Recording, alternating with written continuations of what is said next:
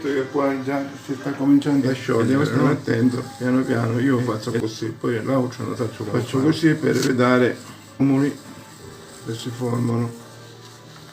Si può abbassare il fuoco, Attenzione, se si tocca lo zucchero un buco di dente nelle mani.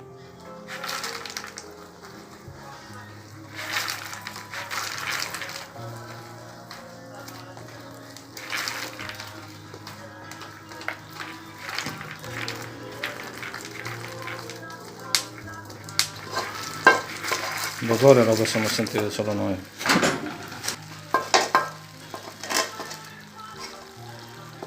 Oh no, guarda spesso.